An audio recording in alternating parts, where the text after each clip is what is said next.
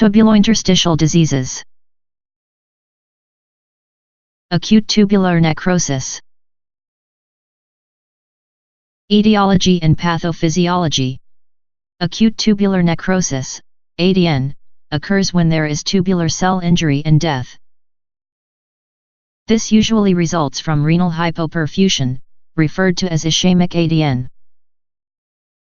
Drugs may also directly damage tubular cells, referred to as nephrotoxic ATN, e.g. contrast media and aminoglycosides. In ischemic ATN, reduced renal blood flow results in cortical vasoconstriction and medullary hypoxia. Cells of the proximal convoluted tubule and thick ascending limb of the loop of Henle have high oxygen requirements and are particularly susceptible to hypoxic damage. Thus cell necrosis results, mediated by oxygen-free radicals and calcium, and cells are shed into the tubular lumen, forming casts that obstruct urine flow. Loss of tubular integrity produces back leak of glomerular filtrate and hence reabsorption of water and toxins. Vascular endothelial cells within the medulla are also damaged, further impairing blood flow. When renal perfusion is compromised, exposure to NSAIDs inhibits cyclooxygenases and further decreases perfusion. This is a common contributing factor to ATN in clinical practice. Remarkably, the kidney can recover from ATN. Once blood supply and oxygen delivery are normalized, tubular cells still adherent to the basement membrane can divide and regenerate a functional epithelium. Glomerular filtration is reinitiated through mechanisms that are unclear. However, at this point tubular function may not have sufficiently recovered to enable fluid reabsorption, resulting in a polyuric phase during recovery from ATN. Epidemiology. Acute renal failure, ARF, has an annual incidence of 170 per million adult population and over 50% of these are caused by ATN. Elderly people are much more at risk. Clinical presentation. Presentation is usually in the context of an obvious illness, e.g. the initial presentation may be with pneumonia and dehydration. ATN is often part of the multi-organ failure syndrome and is relatively common in patients in the intensive care unit, ICU.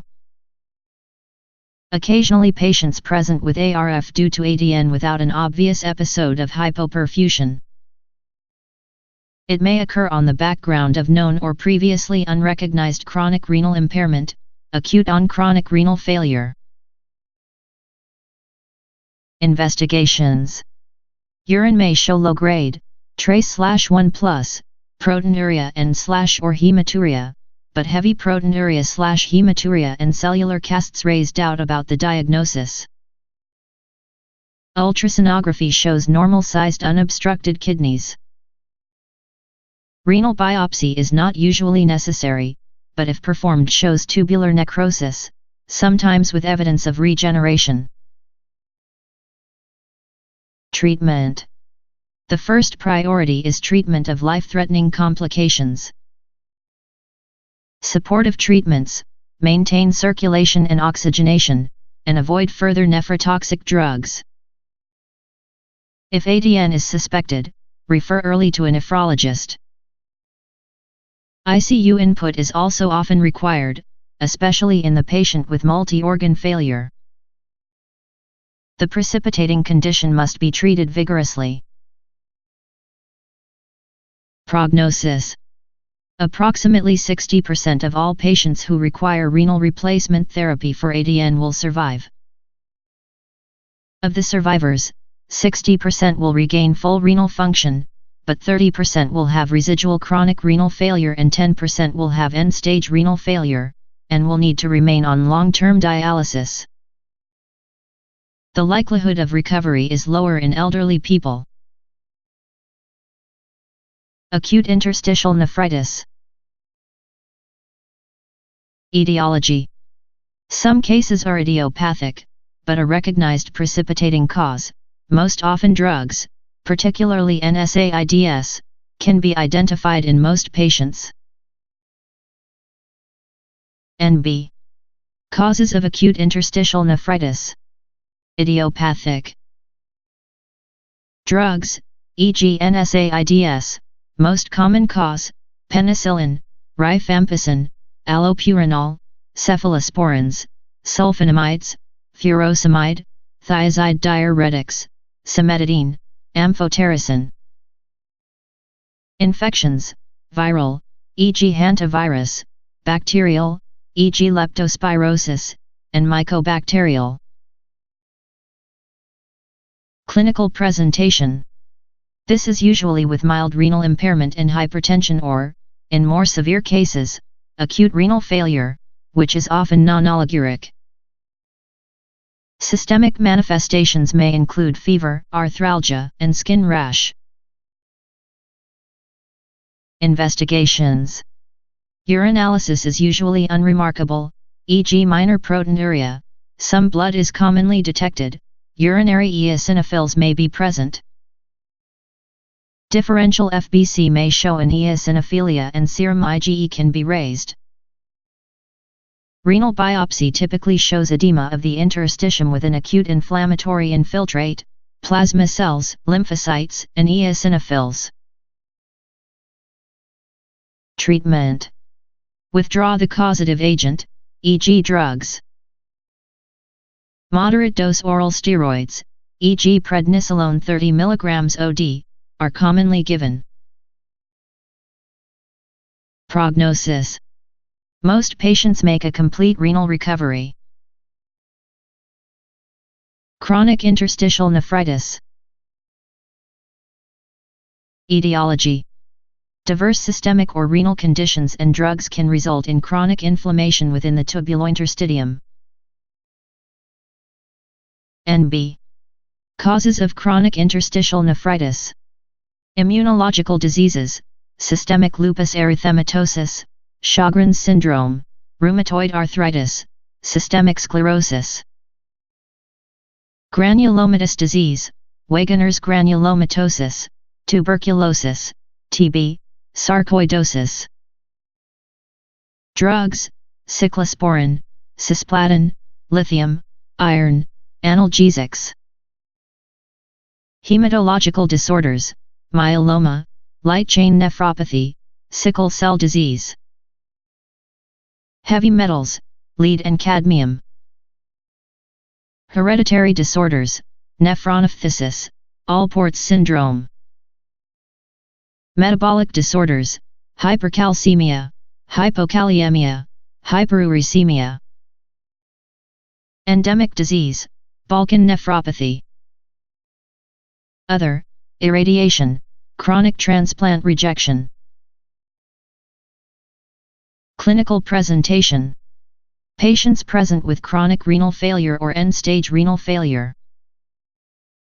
Some patients may also manifest renal tubular acidosis, usually type 1, nephrogenic diabetes insipidus or salt-wasting states. Investigations. Renal biopsy shows a chronic inflammatory infiltrate within the interstitium, often with extensive scarring and tubular loss. The latter indicates irreversible renal damage. Other histological features may be specific to the underlying disorder. Tubular casts with myeloma or light chain nephropathy. Granulomas in TB or sarcoidosis. Treatment. Treat the underlying condition. Withdraw any drugs/toxins. Prognosis. This depends on the cause and the severity of damage at the time of diagnosis. If the cause can be treated, e.g. connective tissue disorder, or removed, e.g. drugs, then progression of chronic renal failure may be prevented. However, extensive tubulointerstitial fibrosis usually predicts a progressive decline to end-stage renal failure. Specific tubulointerstitial disorders. Balkan nephropathy. Etiology. This was initially thought to be due to an environmental toxin, e.g. trace metals in drinking water, or a viral infection. Recent evidence suggests the cause is chronic exposure to a fungal toxin. Epidemiology.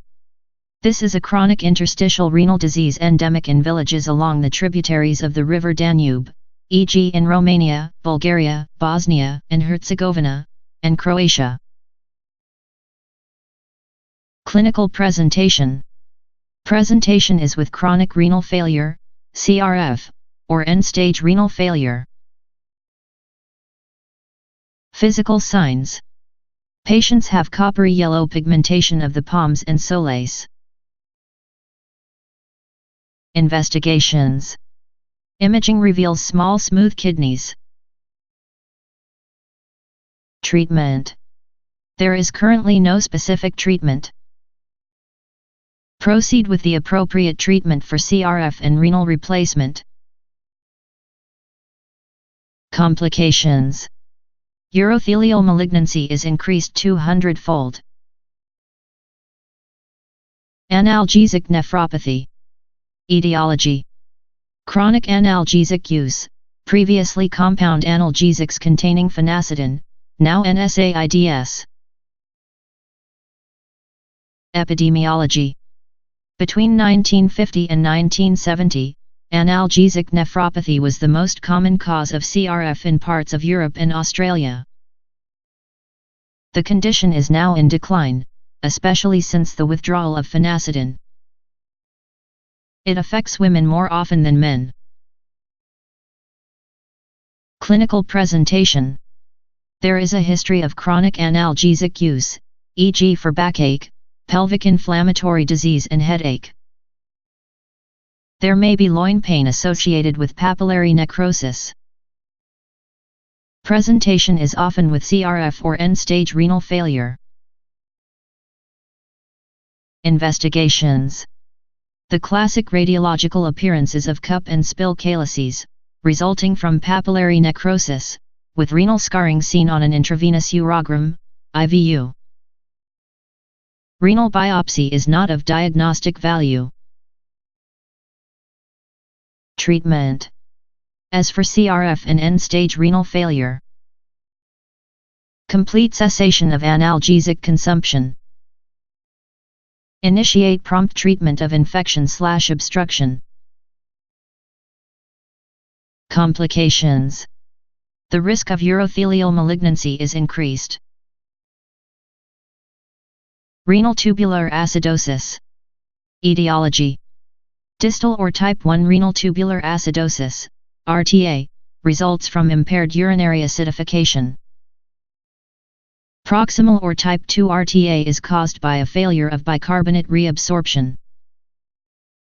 Type 4 RTA, hyporeninemic hypoaldosteronism, describes a metabolic acidosis that is associated with hyperkaliemia and mild renal impairment, with glomerular filtration rate, GFR, usually greater than 30 ml/min. The causes of different forms of RTA are shown in Table 18. Epidemiology. Distal RTA is fairly common and can complicate many renal parenchymal disorders. Proximal RTA is uncommon. Clinical presentation. Distal RTA can present with acidosis, hyperventilation, and muscular weakness, due to hypokalemia. It is also associated with growth failure and rickets in children and osteomalacia in adults. A majority, 70%, of sufferers have nephrocalcinosis or urinary stones. Proximal RTA can present with growth failure and rickets, children, osteomalacia, adults, and proximal myopathy. Polyuria and polydipsia can be seen. Physical signs.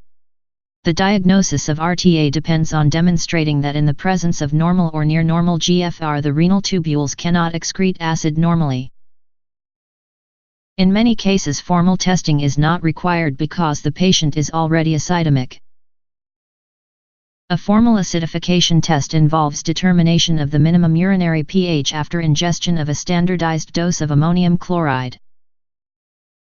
Urine pH should fall to less than 5.5.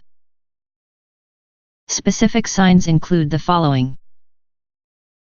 Distal RTA, plasma bicarbonate tends to be very low, less than 12 mol/L, and urinary pH is always greater than 5.5.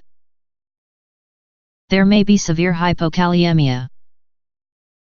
Abdominal radiograph may show nephrocalcinosis/urinary stones. Proximal RTA, when plasma bicarbonate falls sufficiently, urinary pH can fall to normal minimum, less than 5.5. Proximal RTA is almost always associated with Fanconi's syndrome, phosphaturia, glycosuria, aminoaciduria, and uricosuriya. Nephrocalcinosis and urinary stones are not seen. Hypokaliemia is common. Treatment. Distal RTA, the acutely acidotic patient is usually very hypokaliemic.